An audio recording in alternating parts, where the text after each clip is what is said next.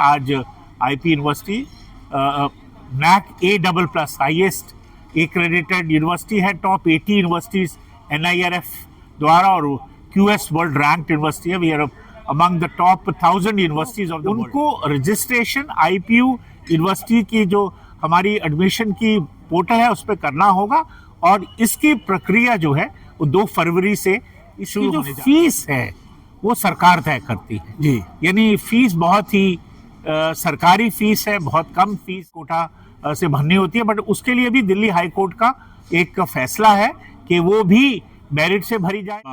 Centre या आप कहेंगे कि अपना एक ब्रांच जो है वो हम गायना में, जो लैटिन अमेरिका है, दक्षिण अमेरिका, उसमें गायना में हम शुरू कर रहे हैं।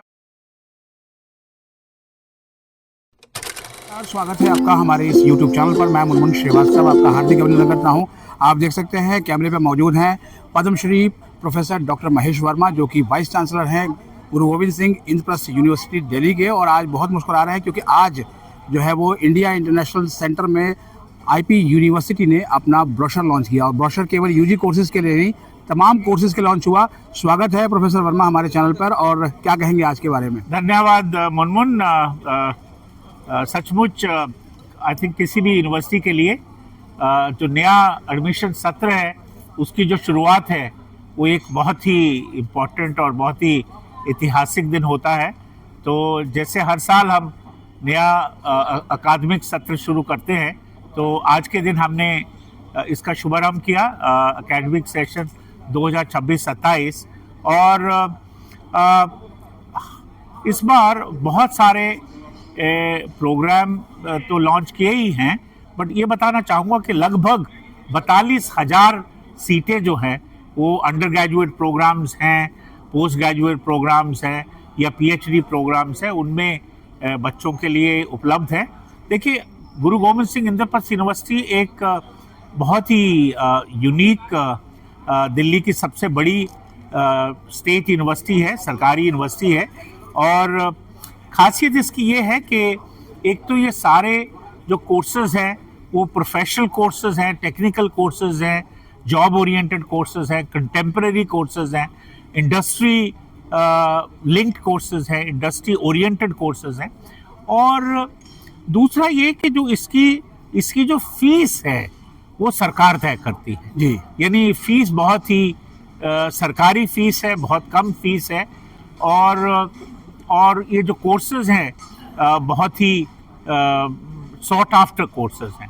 और वैसे भी जो हमारी यूनिवर्सिटी लगभग 27-28 साल पुरानी है, और इन सालों में हमने एक अपना मुकाम जो है वो हासिल किया है। आज IP university NAC A++ highest accredited university है, टॉप 80 यूनिवर्सिटीज NIRF द्वारा, और QS वर्ल्ड रैंक्ड यूनिवर्सिटी है। We are among the top 1000 universities of the world जी। तो ये और एक यूनिवर्सिटी जो बहुत यंग है, उसके लिए सचमुच ये उपलब्धता वाली बात है, और देखिए कोई भी उपलब्धि वाली बात है। और एक और भी सर आपने कहा प्रेस कॉन्फ्रेंस में कि विदेश में भी जो है वो यूनिवर्सिटी की शाखा खुल रही है। नहीं, हाँ, ये एक हम अपना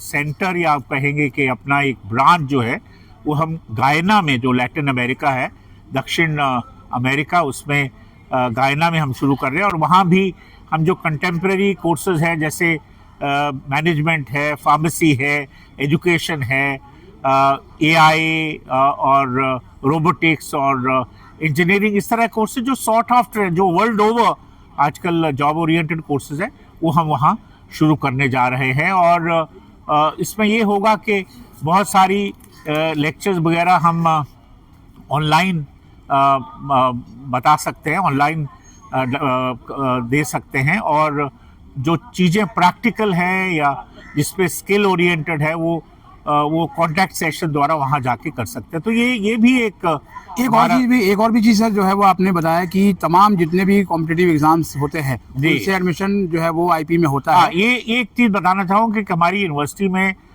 जिस तरह से मैंने बताया कि बहुत सारी सीटें हर साल उपलब्ध होती हैं, लगभग 220 प्रोग्राम्स हैं जी, जो जिनमें ये लगभग 42,000, उस पर क्या है कि अब लगभग 18 तो हमारे यूनिवर्सिटी के स्कूल्स हैं, और उसके अलावा बहुत सारे सेल्फ फाइनेंसिस कॉलेजेस भी हैं, स्टेट यूनिवर्सिटी, स्टेट गवर्नमेंट के इंस्टीट्यूशंस भी है, सेंट्रल गवर्नमेंट के इंस्टीट्यूशंस भी है। और ये जो सारे इंस्टीट्यूशंस हैं वो management, law, education, engineering, medicine, health care, तो सारे इस तरह के जो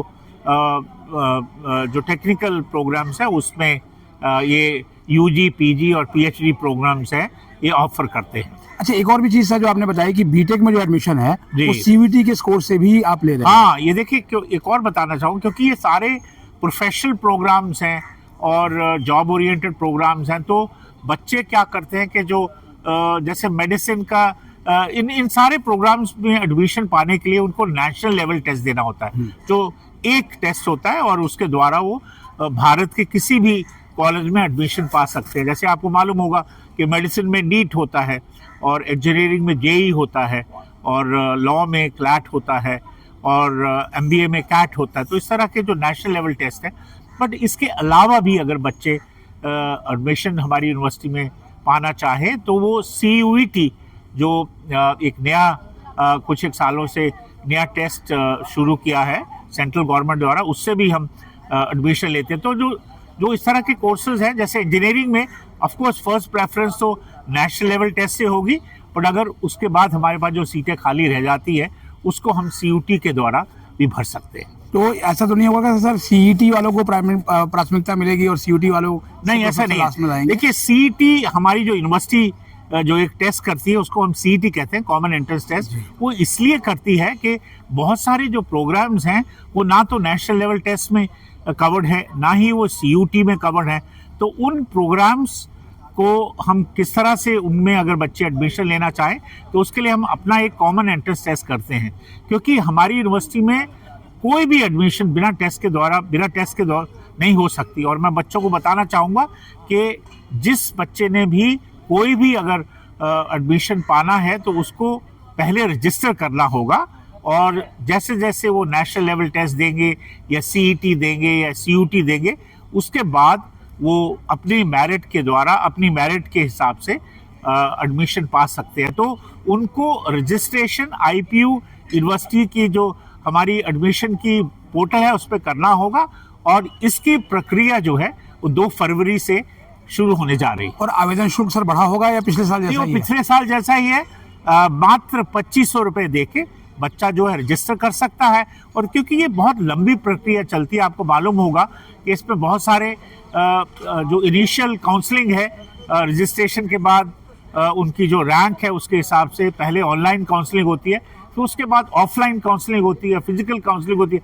तो ये सारी प्रक्रिया जो है ये इसमें प्रक्रिया के लिए जो है ये 2500 रुपये लेते हैं, और उनको एक बार 2500 रुपये देते हैं तो उनको दोबारा से फिर काउंसलिंग फी देने की जरूरत नहीं। सर, हायर एजुकेशन में फीस एक बड़ा मुद्दा बनता जा रहा है जी। आईपी यूनिवर्सिटी का क्या है सर? नहीं, देखिए, आईपी यूनिवर्सिटी की फीस अगर आप देखें और आप कंपेयर करें, दिल्ली में और भी बहुत सारी यूनिवर्सिटीज़ हैं, और वो भी स्टेट यूनिवर्सिटी है, सरकारी यूनिवर्सिटीज़ है। अगर आप उनकी फीस और हमारी यूनिवर्सिटी की फीस कंपेयर करें तो लगभग हमारी बहुत सारे कोर्सेज में हमारी फीस ऑलमोस्ट सिमिलर है, और बहुत सारे कोर्सेज में फीस जो है उनसे कहीं कम है। और बट फीस कितनी भी हो, बट एक बताना चाहूँगा, क्योंकि ये सरकारी यूनिवर्सिटी है और तो फीस भी सरकारी है, यानी कहने का मतलब ये है कि अगर आप प्राइवेट यूनिवर्सिटीज से कंपेयर करें तो फीस बहुत ही मिनी स्क्यूल है, बहुत ही महज है, बहुत ही कम है। उसका कारण ये है कि हर बच्चा जो है इसमें एडमिशन पा सके। और एक और बताना चाहूँगा, क्योंकि बहुत सारे बच्चे जो इकोनॉमिकली वीकर सेक्शन से आते हैं, या जो और कारणों से गांव से आते हैं, या जिनमें मींस नहीं है, उनके लिए यूनिवर्सिटी भी स्कॉलरशिप देती है और दिल्ली सरकार भी स्कॉलरशिप उपलब्ध कराती है। तो उनकी जो फीस है वो स्कॉलरशिप के द्वारा पार्टली या कंप्लीटली जो है वो सेट ऑफ की जाती है। Single girl child quota, orphan quota, quota, ये सब भी है सर? यहाँ ये 2-1 साल से हमने एक सिंगल गर्ल चाइल्ड कोटा शुरू किया है। हमने ऑर्फन बच्चों के लिए स्पेशल एडमिशंस का प्रावधान किया है। स्पोर्ट्स कोटा भी किया, बिकॉज बहुत सारे बच्चे जो है वो स्पोर्ट्स में रुचि रखते हैं, और एक स्पोर्ट्स कल्चर को बढ़ावा देने के लिए भी हमने ये स्पोर्ट्स कोटा भी शुरू किया है। जी, एडमिशन का सर जब मामला आता है तो ग्रीवेंस की बात होती है जी, और पिछले सत्र में ग्रीवेंस की क्या स्थिति रही सर? नहीं देखिए, ओवरऑल देखिए, जहाँ लाखों बच्चों की रजिस्ट्रेशन होता है, एडमिशन का मसला होता है, वहाँ ये जाहिर है कि कुछ ना कुछ छोटी मोटी कंप्लेंट्स आती हैं, पर कोई ऐसी बड़ी कंप्लेंट जो है खासकर यूनिवर्सिटी के लेवल पे नहीं आई। हाँ, कुछ एक छुटपुट कंप्लेंट्स आई थी जो मैनेजमेंट कोटा है, क्योंकि हमारे जो सेल्फ फाइनेंसिंग कॉलेजेस हैं उनको 10% सीटें मैनेजमेंट कोटा से भरनी होती है, बट उसके लिए भी दिल्ली हाई कोर्ट का एक फैसला है कि वो भी मेरिट से भरी जाएंगी। उसके लिए उनको हर बच्चे को जो उस श्रेणी में दाखिला लेना चाहता है उसको उस कॉलेज के पोर्टल पे रजिस्टर करना होगा और उसकी मेरिट के हिसाब से काउंसलिंग होगी। तो कई बार कई कारणोंवश उसमें कोई त्रुटि आ सकती है, या जैसे पोर्टल नहीं चल रहा, या किसी कॉलेज ने कोई मनमानी की है, तो इस तरह की अगर कोई ऐसी कंप्लेंट आती है तो हमारी जो एडमिशन रेगुलेटरी कमेटी है वो उसको सुनती है, कंप्लेंट को भी सुनती है, और जो कॉलेज है जिसके अगेंस्ट कंप्लेंट है उसको भी सुनती है और उसके बाद अपना फैसला लेती है। और कोशिश यही रहती है कि जो भी फैसला हो वो स्टूडेंट सेंट्रिक हो, स्टूडेंट के इंटरेस्ट में हो। आज का चलते थे सर लास्ट सवाल, आपने मौलाना आजाद डेंटल इंस्टीट्यूट की स्थापना की, उसको एक बड़ा संस्थान बनाया। जब से आप गुरु गोविंद सिंह यूनिवर्सिटी के वाइस चांसलर बने, नई नई चीज़ें मिली, नरेला कैंपस जो है वो कब तक बन जाने की उम्मीद है सर? देखिए, ये मेरे लिए बहुत सौभाग्य की बात है कि 2019 में जब मैं इस यूनिवर्सिटी में बन के आया तो मैंने एक वादा किया था कि जो दिल्ली में सालों से एक ईस्ट कैंपस की लैंड पड़ी थी और उसमें भवन निर्माण जो था वो ऐसे आधा अधूरा हुआ था, उसको मैंने वादा किया था कि मैं उसको चालू करूंगा। और वो आपने देखा ही है कि सूरजमल विहार में, सूरजमल विहार में वहाँ 2023 में वो उसको वहाँ वो उसका उद्घाटन हुआ। 2022 से वहाँ एडमिशन हुए। अब लगभग 4000 बच्चे वहाँ AI, machine learning, automation, robotics, mass media और डिज़ाइन, इनोवेशन और इन सब प्रोग्राम्स में वहाँ पढ़ाई कर रहे हैं और बहुत ही ब्रिलियंट बच्चे हैं। तो वो एक बहुत फंक्शनल और बहुत ही अच्छा कैंपस हमारी यूनिवर्सिटी का उभर के आया। तो लाइकवाइज मेरा एक चेष्टा रही है, एक कोशिश रही है कि हम नॉर्थ में भी एक अपना कैंपस स्थापित करें। तो इसी वजह से दिल्ली सरकार की मदद से, हमारे चांसलर साहब की मदद से हमें लगभग 23 एकड़ ज़मीन का जो है प्रावधान किया गया है, आवंटन किया गया है नरेला में। और जहां हम नए और जो है कोर्सेज शुरू करना चाहते हैं हैंड दिल्ली वहाँ, और उसके साथ ही हमें 160 फ्लैट भी DDA से हमने लिए हैं ताकि हम उसको एक टेम्पररी ऑफिस बना सकें, बच्चों के रहने का हॉस्टल बना सकें। उस जो बने बनाए मकान है उसको हम एक कैंप के रूप में हम उसको एक कैंप ऑफिस के रूप में शुरू कर सकें, और फिर वो जो फ्लैट्स है उसको हम स्टाफ यूज़ कर सकता है, स्टूडेंट्स यूज़ कर सकते हैं। तो कुल मिला के लैंड भी है और फ्लैट्स भी है। और मुझे लगता है कि आने वाले कुछ सालों में वो कैंपस भी, जैसे हमने ईस्ट कैंपस बनाया, उसको भी हम फंक्शनल कर देंगे।